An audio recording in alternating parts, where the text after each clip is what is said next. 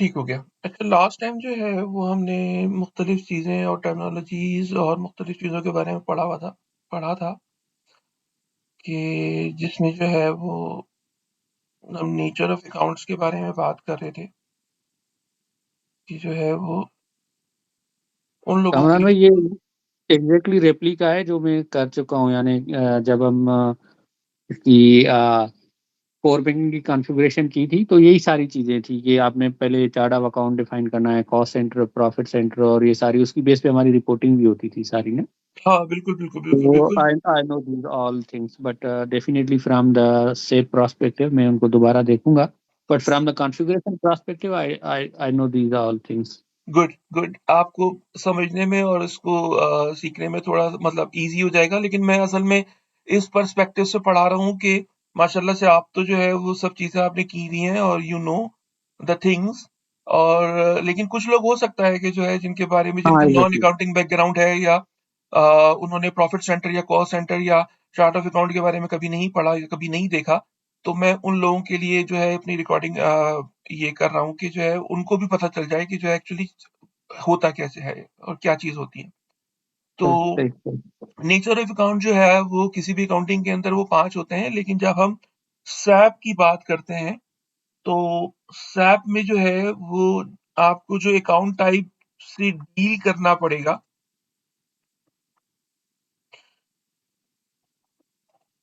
वो आपके जो है वो 4 हैं। Number 1 GL, number 2 customer, number 3 vendor, number 4 fixed asset. GL जो है वो सैप के अंदर represent with single digit or single letter which is S.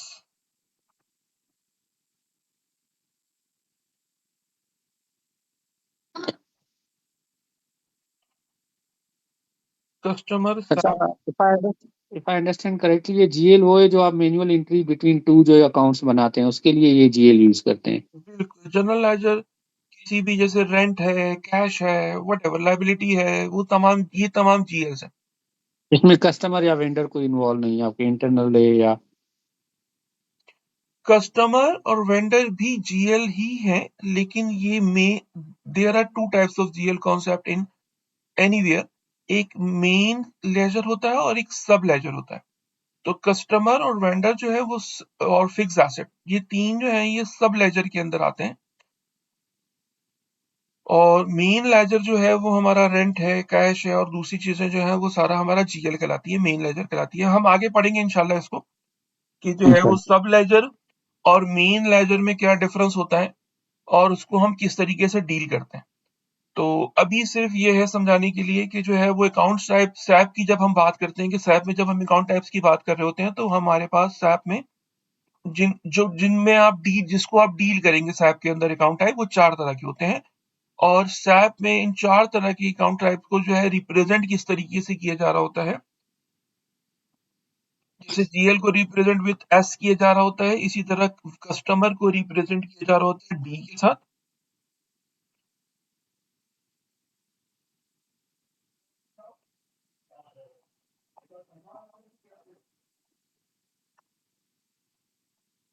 Vendor के और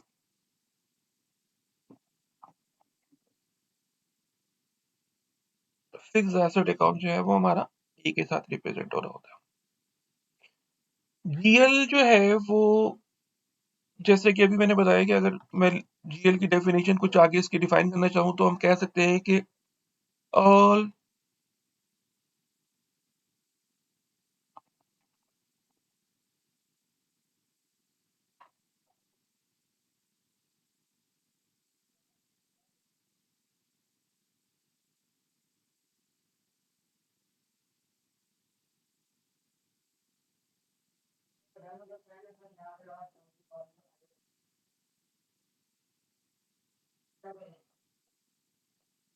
कि जो है तमाम जितने भी लेजर्स हैं वो तमाम जो है वो जीएल में फॉल करते हैं और एक्सेप्ट कस्टमर वेंडर और फिक्स एसेट।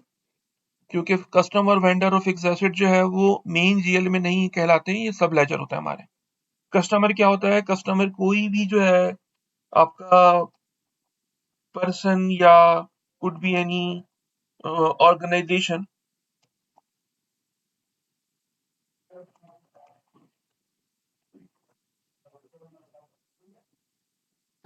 जिसको कोई भी चीज फरोख्त कर रहे हैं वो आपका कस्टमर है, और जिसे हाँ, बाय जैसे कर रहे हैं वो आपका वेंडर है। एग्जैक्टली आप कंपनी में जो है आपकी जो है वो मैन्युफैक्चर्ड कंपनी है या कोई कोई भी कंपनी है जो कोई चीज बेचती है, सेल आउट करती है, तो आपका कस्टमर कोई भी हो सकता है, कोई पर्सन पर्सन भी हो सकता है, कोई ऑर्गेनाइजेशन भी हो सकती है, सेम लाइक दिस। इसी तरह आपका वेंडर जो है कोई पर्सन भी हो सकता है, कोई ऑर्गेनाइजेशन भी हो सकती है। इसी तरीके से फिक्स एसेट जो है उसमें जो है वो मुख्तलिफ फिक्स एसेट फॉल करते हैं, लाइक लैंड एंड बिल्डिंग होती है, ये आपका फिक्स एसेट कहलाती है। इसी तरह प्लांट एंड मशीनरी है आपका, फर्नीचर, व्हीकल्स, कंप्यूटर, मुख्तलिफ चीजें होती हैं इसके अंदर। तो एक तो ये चीज थी, दूसरा ये कि जो है वो लास्ट टाइम हमने जो है वो ये चीज, क्योंकि टाइम बहुत ज्यादा हो गया था, तो ये कुछ चीजें छूट गई थी लास्ट हमारे लेक्चर में। इसको समझने के लिए कि जो है चार्ट ऑफ अकाउंट्स क्या होता है। चार्ट ऑफ अकाउंट्स एक्चुअली कुछ भी नहीं है सिवाय लिस्ट ऑफ जनरल लेजर के। तो इसमें भी पेरेंट और चाइल्ड का कॉन्सेप्ट होता है। जब इसका चार्ट ऑफ अकाउंट बनाते हैं तो पेरेंट और चाइल्ड अकाउंट बनाते हैं इसके अंदर। नहीं, इसमें पेरेंट्स और चाइल्ड का एज सच कॉन्सेप्ट नहीं होता है। इसमें मेन और सब लेजर का कॉन्सेप्ट होता है। जितने भी वो आपके एक जी। वो एक ही बात है, समझ गए, क्योंकि हम उसको पेरेंट और चाइल्ड कहते थे, आप इसको मेन और सब लेजर कह रहे हैं। लेकिन होता वही है, एक मेन के अंडर में जो है 4 5 10 भी सब लेजर होते हैं, और उनकी जो टोटल अक्यूमुलेशन हो रही होती है वो मेन अकाउंट के अंदर हो रही होती है आपकी। हाँ, आप इसको पेरेंट्स और चाइल्ड के रेफरेंस से भी अंडरस्टैंड कर सकते हैं। अगर देखा जाए तो पेरेंट्स और चाइल्ड का कॉन्सेप्ट आप इसमें हर जगह अप्लाई कर सकते हैं। कि सबसे ऊपर आपका कोई क्लाइंट है, कंपनी के पास आपका कंट्रोलिंग एरिया है, फिर आपका जो है आपका ये सारे उसके चाइल्ड क्रिएट हो रहे हैं। सबसे पहले आपने ऊपर पेरेंट क्रिएट किया, कंपनी, क्लाइंट। फिर आपने जो है वो कंट्रोलिंग एरिया क्रिएट किया, उसका चाइल्ड। फिर कंट्रोलिंग एरिया के जो है वो चाइल्ड क्रिएट हुए मजीद। कंपनी, एक कंपनी है, दो कंपनी है, तीन कंपनी है, तो एक कंट्रोलिंग एरिया है लेकिन उसकी चार कंपनियां उसके अंदर कनेक्टेड है, तो वो चारों उसकी चाइल्ड हो गए। उसका पेरेंट जो है वो कंट्रोलिंग एरिया हो गया। आप उसको इस रेफरेंस से भी समझ सकते हैं। सही। अच्छा, इसमें जो है वो चार्ट ऑफ अकाउंट्स की एक चीज और है कि जो है वो लिस्ट ऑफ जनरल लेजर होता है, और ये तीन तरह के होते हैं।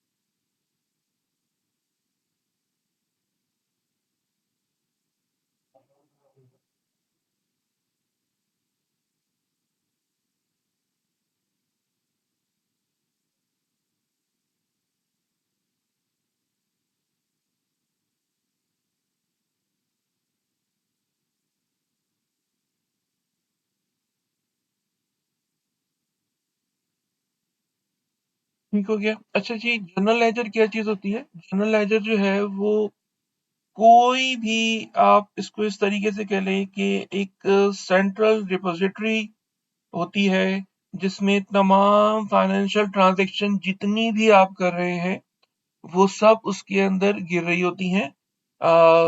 अगर मैं इसकी एप्लीकेशन इस तरह लिख दूं कि द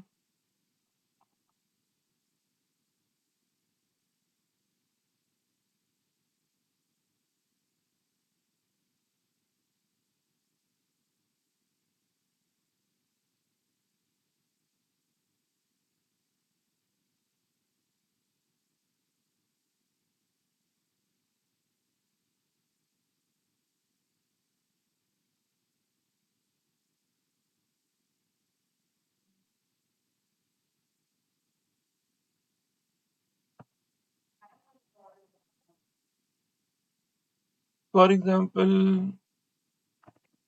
कैश है, बैंक है, सैलरी एक्सपेंस है। ये आपको बहुत बेहतर तरीके से आइडिया होगा कि मैं क्या बात कर रहा हूँ, कि जितनी भी हम ट्रांजैक्शन कर रहे हैं कैश के हवाले से, वो कैश के लेजर में जा रही हैं, रिकॉर्ड हो रही हैं। जितनी हम ट्रांजैक्शन कर रहे हैं बैंक के हवाले से, वो बैंक के ट्रांजैक्शन उसमें लेजर में जा रही हैं।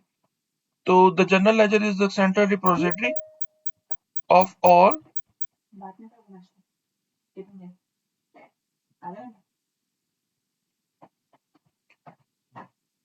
तो the general ledger is the central repository of all financial transaction in a company, for example cash, bank, salary expense और salary revenue वगैरह।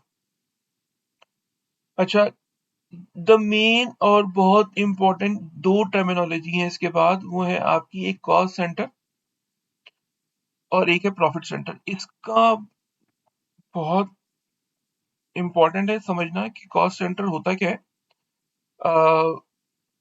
कि आपको कोई आइडिया है मुनीर भाई कॉस्ट सेंटर के बारे में, कि कॉस्ट सेंटर होता क्या है? हाँ जी, हमारे जितने भी एक्सपेंस होते हैं वो हमने डिफरेंट कॉस्ट सेंटर बनाए होते हैं। जैसे फॉर एग्जाम्पल हमारे पास बैंकिंग के अंदर था कि एचआर का अपना कॉस्ट सेंटर है, ये जो है वो फाइनेंस का कॉस्ट सेंटर है। तो हर डिपार्टमेंट का एक अपना कॉस्ट सेंटर होता था। तो जो भी उनसे रिलेटेड एक्सपेंस आउट करते थे तो उसके कॉस्ट सेंटर के अंदर जो है वो बुक करते थे, ताकि हमें पता चले रिपोर्टिंग के लिए कि ये एक्सपेंस जो है वो किस कॉस्ट सेंटर से रिलेटेड है। जीएल अकाउंट तो एक ही होता था कंपनी वाइड, लेकिन कॉस्ट सेंटर जो है वो डिफरेंट होता था हर डिपार्टमेंट का अपना। बिल्कुल जबरदस्त, आपने सही कहा कि जैसे मिसाल के तौर पर आपका, आपने, मैं इस तरीके से समझाऊं कि मंथ एंड पे रेंट आपने पे किया और रेंट पे किया तो आपने कैश दिया होगा या फिर बैंक से आपने चेक दिया होगा, तो आपने जो है वो कैश भी दिया है। अब ये आपकी, जैसे बैंक की बात कर रहे थे, एमसीबी की बैंक की बात कर लेते हैं कि एमसीबी बैंक की एक ब्रांच है जो कि किसी एक इलाके में, किसी एक एरिया में है, और ये उसका रेंट और उसका कैश है। तो ये रेंट जब आपने पे किया, लेट्स से हमने 10,000 रेंट पे कर दिया और कैश भी जो है वो रेंट था, जिसको मैं डेबिट क्रेडिट भी पास कर देता हूँ, रेंट हमने डेबिट कर दिया और जो है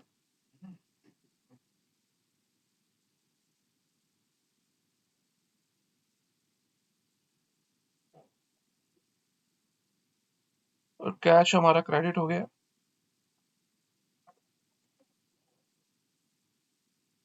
अब ये रेंट 10,000 जो है वो रेंट की जीएल में चले गए और कैश के 10,000 कैश के जीएल में चले गए।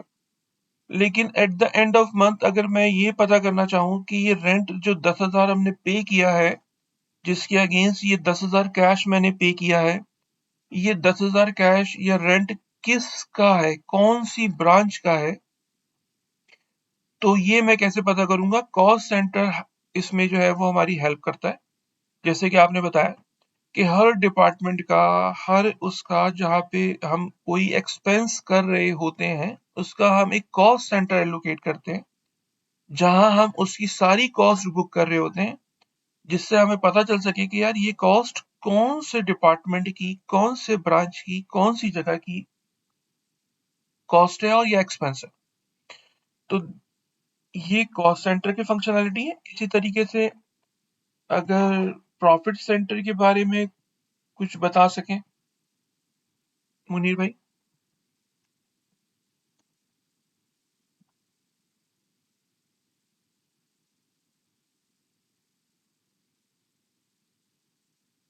जी कामरान भाई। प्रॉफिट सेंटर के बारे में कुछ आइडिया है आपको?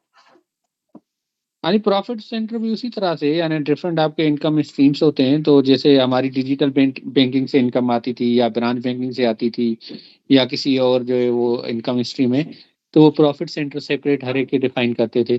सिमिलर टू कॉस्ट सेंटर जो है ना, ये किस सेंटर से प्रॉफिट आया है हमारा। गुड गुड गुड, ग्रेट, बस कॉस्ट सेंटर और प्रॉफिट सेंटर में डिफरेंस ही यही है कि जो है प्रॉफिट सेंटर, कॉस्ट सेंटर सिर्फ कॉस्ट को डील कर रहा होता है, जबकि प्रॉफिट सेंटर जो है वो कॉस्ट दो तरह की हो सकती है आपकी। रेवेन्यू भी आपकी एक कॉस्ट ही है, एक्सपेंस भी आपका कॉस्ट ही है, इनकम भी आपकी कॉस्ट एलिमेंट है एक, और आपका एक्सपेंस भी एक कॉस्ट एलिमेंट है। तो कॉस्ट सेंटर जो है वो आपका एक्सपेंस को डील कर रहा होता है, और प्रॉफिट सेंटर जो है वो आपका दोनों चीजों को देख रहा होता है, रेवेन्यू एंड कॉस्ट दोनों को रिस्पॉन्सिबल होता है वो इसका। कि अगर जैसे मिसाल के तौर पे मैं अपनी के इलेक्ट्रिक के हवाले से पॉइंट ऑफ व्यू से आपको समझाना चाहूँ कि हमारा एक प्लांट है, जैसे जिसमें मैं काम कर रहा था, KTJTPS Korangi gas turbine power station.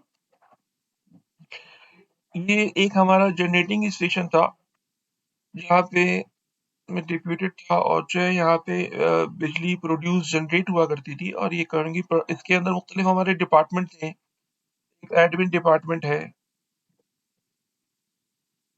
एक जो है आपका फाइनेंस डिपार्टमेंट है, एक जो है वो आपका स्टोर है, मैकेनिकल है डिपार्टमेंट। तो ये आपका जो है वो जस्ट लाइक, अगर मैं इसको कलर आउट कर दूं इस तरह, तो करंगी gas turbine power station would be treated as profit centre, और ये जितने भी डिपार्टमेंट इसके अंदर फॉल कर रहे हैं,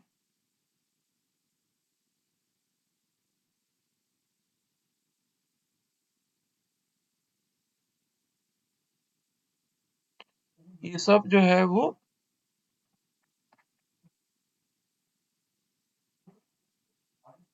कॉस्ट सेंटर्स हैं इसके। इस तरीके से हम इसको डिफाइन कर सकते हैं।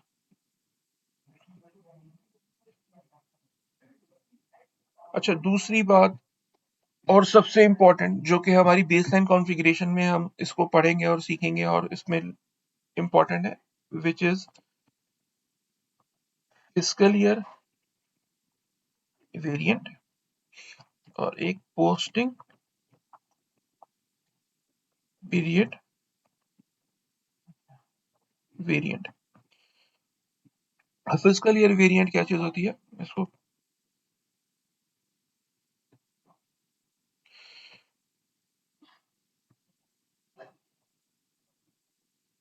फिस्कल ईयर वेरिएंट कोई भी कंपनी, कोई भी, आप चाहे वो छोटी हो चाहे वो बड़ी हो, अपने प्रॉफिट के लिए काम कर रही होती है, कि उसका कोई प्रॉफिट वो देख रही होती है, और उसकी कुछ रिपोर्टिंग हम निकाल रहे होते हैं, कि जिसकी बेस पे हम ये डिसाइड कर रहे होते हैं कि जो है उसकी प्रॉफिट हम किधर जा रहे हैं। जैसे कि ट्रायल बैलेंस है, प्रॉफिट एंड लॉस स्टेटमेंट है, या बैलेंस शीट है।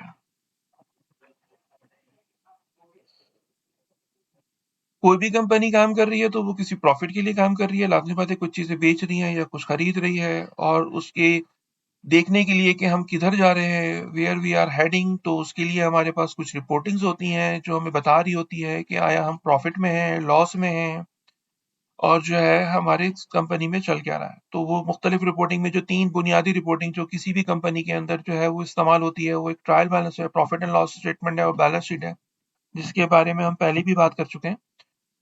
तो कंपनी किसी फिस्कल ईयर को फॉलो कर रही होती है, कोई भी कंपनी, दुनिया में जितनी भी कंपनी है अपने फाइनेंशियल्स को क्लोज और ओपन कर रही होती है किसी फिस्कल ईयर के पॉइंट ऑफ व्यू के ऊपर आके।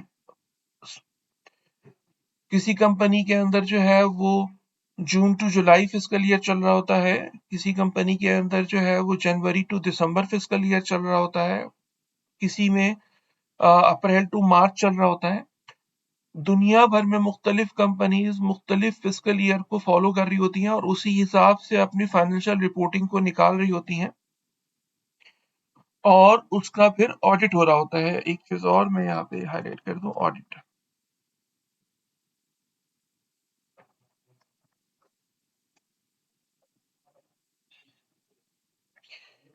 और उसका ऑडिट हो रहा होता है कि जो है हमने पूरे साल में जो है वो क्या किया, क्या नहीं किया, कितना प्रॉफिट हुआ, कितना लॉस हुआ, क्या लाइबिलिटी है, क्या हमारी जो है वो एसेट्स हैं, और मुख्तलिफ दूसरी चीजें। तो सैप में फिस्कल ईयर वेरिएंट के जरिए डील किया जाता है, और इसमें वो तमाम फिस्कल ईयर वेरिएंट मौजूद हैं सैप के अंदर, जो कि जो है दुनिया भर में कहीं पर भी इस्तेमाल होते हैं बाय डिफॉल्ट, इसके अंदर दिए हुए बनाकर, वो इंशाल्लाह हम देखेंगे। और दूसरी चीज है पोस्टिंग पीरियड। पोस्टिंग पीरियड क्या चीज होती है? पोस्टिंग पीरियड ये होती है कि जैसे मिसाल के तौर पर हमने एक एक लार्जर उसके ऊपर बात की कि जो है कोई कंपनी है, कनाडा में ले लें जैसे मिसाल के तौर पे, और उसका फिस्कल ईयर जो है वो जनवरी में स्टार्ट होता है और दिसंबर में एंड होता है। तो होता क्या है, कंपनी करती क्या है कि जो है वो, ये नहीं होता कि जो है हमने अपना जो है वो फिस्कल ईयर स्टार्ट किया है जनवरी में और हम एंड कर रहे हैं दिसंबर में, तो हम दिसंबर में जाकर ही देखेंगे अपना प्रॉफिट एंड लॉस स्टेटमेंट या बैलेंस शीट, ट्रायल बैलेंस, हम वहां जाके उसको चेक करेंगे, रिकंसाइल करेंगे, और फिर ऑडिटर उसका ऑडिट करेगा। अगर हम इस तरह करेंगे तो इस तरह क्या होगा कि चीजें जो है, अगर कहीं, क्योंकि ह्यूमन है, बहुत सारी चीजें गलती हो सकती हैं बीच में, तो इसको हम इस तरीके से डील करते हैं कि बजाय पूरे साल के एंड में जाके उसको हम चेक करें, हमने अपने क्या किया है, मुख्तलिफ पोस्टिंग पीरियड बना लिए हैं कि जैसे जनवरी खत्म होगा तो जनवरी में जो है वो हमारा, हम इसको रिकंसाइल कर लेंगे, फिर हम फरवरी खत्म होगा तो फरवरी में रिकंसाइल कर लेंगे, और मार्च खत्म होगा तो मार्च को रिकंसाइल कर लेंगे। इस तरह हम हर महीने में या हर 3 महीने में, मुख्तलिफ कंपनी में मुख्तलिफ उसके जो है वो पॉलिसीज के तहत जो है इस तरह काम हो रहा होता है। तो कहीं पे महीना, कहीं पे 3 महीना, कहीं पे 4, तो उसको वो रिकंसाइल और टैली कर रहे होते हैं ताकि ईयर एंड के ऊपर चीजें जो है वो तमाम रिकंसाइल्ड हो, टैली हो, और वहां पे हमें ये प्रॉब्लम ना हो। पहली बात। दूसरी बात, पोस्टिंग पीरियड का काम क्या होता है कि पोस्टिंग पीरियड में फाइनेंस में हमारे क्या होता है कि जो है हम जनवरी में जैसे हम ट्रांजैक्शन कर रहे हैं, रेंट दे रहे हैं, चीजें खरीद रहे हैं, चीजें बेच रहे हैं, और जितनी भी ट्रांजैक्शंस हम कर रहे होते हैं वो करंट सिनेरियो के अंदर कर रहे होते हैं।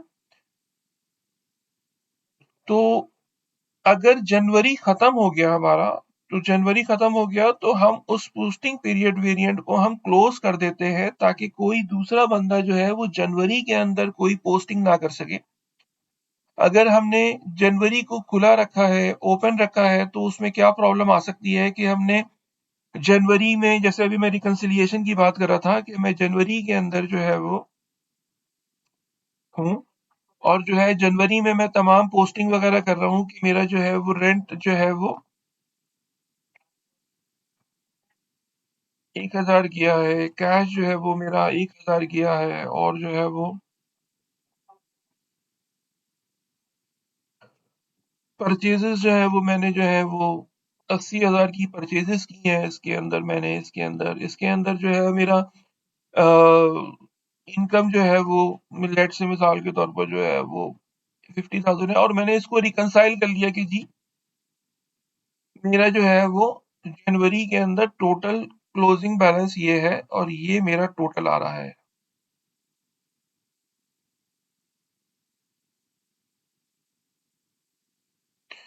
नाउ अभी हम फरवरी में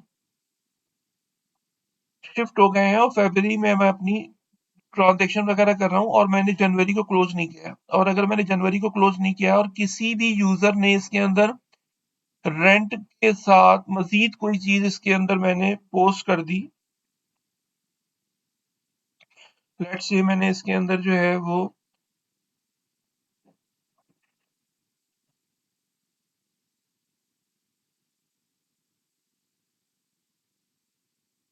मैंने जो किसी यूजर, क्योंकि पीरियड ओपन था आपका, पोस्टिंग पीरियड आपका ने इसको क्लोज नहीं किया था, और किसी यूजर ने गलती से जनवरी में इसको पोस्ट कर दिया, तो आपका जो क्लोजिंग बैलेंस है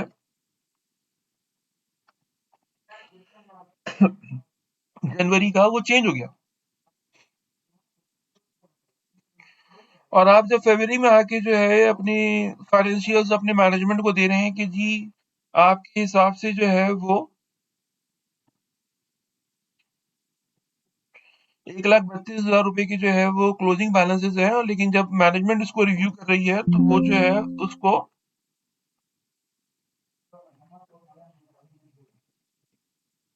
6,32,000 का जो है क्लोजिंग बैलेंस मिल रहा है। तो यहाँ पे आपको कंफ्यूजन क्रिएट हो जाएगी कि मैनेजमेंट कह रही है यार आपने तो जो है मुझे जो है वो 1,32,000 का क्लोजिंग बैलेंस की जो है वो भेजा है, जबकि यहाँ मैं देख रहा हूँ जनवरी को तो जनवरी में 6,32,000 है, तो इसमें ये क्या डिफरेंसेस क्यों आ रहे हैं। तो इन तमाम चीजों से बचने के लिए, इन तमाम चीजों को कंट्रोल करने के लिए हमारे पास पोस्टिंग पीरियड वेरिएंट्स होते हैं, और पोस्टिंग पीरियड वेरिएंट्स जो हैं वो हमारे ना सिर्फ इसको कंट्रोल करने के काम आते हैं, बल्कि हम अपने पूरे साल को जनवरी टू दिसंबर छोटे-छोटे महीनों में, मतलब एक-एक महीनों में तोड़ देते हैं, और उसको हम मंथ वाइज क्लोज करते हुए जा रहे होते हैं, ताकि जो है हम जब ईयर एंड पे पहुंचे दिसंबर में तो जो है वो हमारे पास जो है वो चीजें रिकंसाइल्ड हों, और किसी भी किस्म की जो है वो डिफरेंसेस क्रिएट ना हो रहे हैं। तो फिस्कल ईयर वेरिएंट और पोस्टिंग पीरियड वेरिएंट का काम ये होता है। वेरिएंट मैं इसलिए कह रहा हूँ, मैं सैप के पॉइंट ऑफ व्यू से कह रहा हूँ वेरिएंट, लेकिन ये फिस्कल ईयर और पोस्टिंग पीरियड कहलाते हैं फाइनेंस में, और हमारे सैप में इसको वेरिएंट के तौर पर डिफाइन किया जाता है।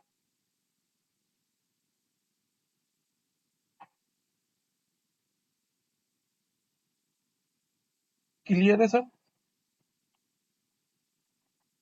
जी सर।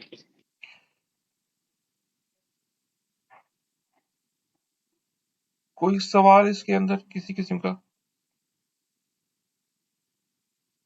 नहीं, परफेक्ट सर। हम इसमें हमारे पास भी होते थे, लेकिन हम क्वार्टरली करते थे। और जैसे आपने कहा कि वो ये मिस पोस्टिंग अगर पुराने पीरियड में होती है तो वो फिर हमारी जो भी कॉस्ट होती थी वो ओवर एस्टिमेट या अंडर एस्टिमेट हो जाती थी। फॉर एग्जाम्पल हमारा रेंट एस्टिमेटेड था कि जनवरी से दिसंबर मार्च तक जो है वो 40,000 आना है, और अगर हम्म, किसी ने जून में जाके उसमें एंट्री कर दी तो वो 50,000 हो गया, तो वो ओवर एस्टिमेट हो जाता था, और नेक्स्ट क्वार्टर जो है वो अंडर एस्टिमेट शो करता था। तो इसलिए हम उसको क्वार्टरली जो है वो क्लोज करते थे, क्योंकि बैंक में बहुत सारी ट्रांजेक्शन होती हैं, तो मंथली तो नहीं करते थे। हम पीरियड्स को जो है वो क्वार्टरली क्लोज करते थे। ठीक हो गया। अच्छा, दूसरी बात ये है कि जो है वो इसको हम यहीं पर ही अपने सेशन को एंड करते हैं, क्योंकि जो है इसके आगे जो है वो हमारे पास दो टॉपिक हैं। एक हमारा जो है वो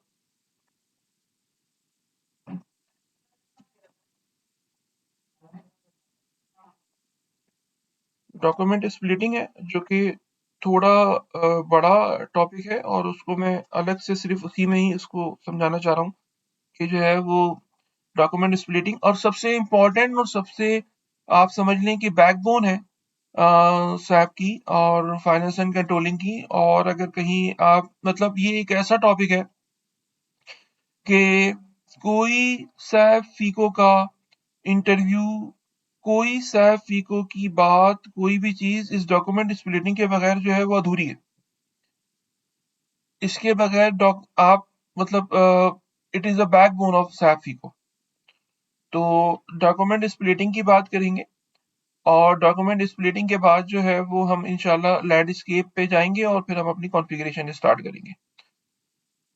तो बहुत जल्द दोबारा जो है इसको अभी मैं इतना टाइम नहीं लूंगा, हफ्ते भर का, इंशाल्लाह 3-4 दिन के अंदर मैं अपनी एक वीडियो बनाकर जो है वो, क्योंकि आप लोग डेफिनेटली वीकडे होंगे और आप लोग बिजी होंगे, और आई बिलीव कि you could not able be to attend the session, तो मैं अपनी वीडियो बना के उसको अपलोड कर दूंगा, और उसको जो है वो आप लोगों से शेयर कर लूंगा, क्योंकि ये डॉक्यूमेंट स्प्लिटिंग थोड़ा इंपॉर्टेंट है। और फिर उसके बाद जो है 1 फरवरी से जो है वो मैं आप लोगों को इंशाल्लाह बेसलाइन कॉन्फ़िगरेशन स्टार्ट करेंगे। टिल देन जो है वो मुनीर भाई, मैं आपसे तमाम चीज़ें शेयर कर लेता हूँ। जो हमारी ठीक है बात सर। पहले हुई थी। ठीक है। और आफ्ताब, आपका कोई सवाल, कोई इशू, कोई मसला?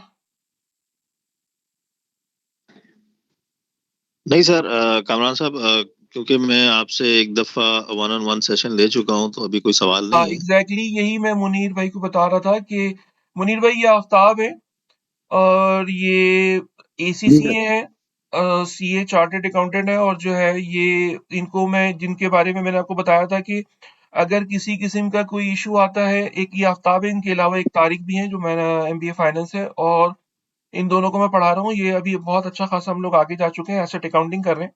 तो ये भी ग्रुप के अंदर मौजूद हैं और ये तमाम, ये बेस लाइन कॉन्फ़िगरेशन, ये सारी चीज़ें कंप्लीट कर चुके हैं। तो वीडियो अपलोडेड होगी, वीडियो देखें। वीडियो देखने के बाद जो है उसमें आप, SAP सर्वर आपके पास मौजूद है, उसको इम्प्लीमेंट करें। कोई एरर आ रहा है, कोई इश्यू आ रहा है, ग्रुप में डालें। ग्रुप में आफ्ताब भी हैं, तारिक भी हैं, मैं भी हूँ।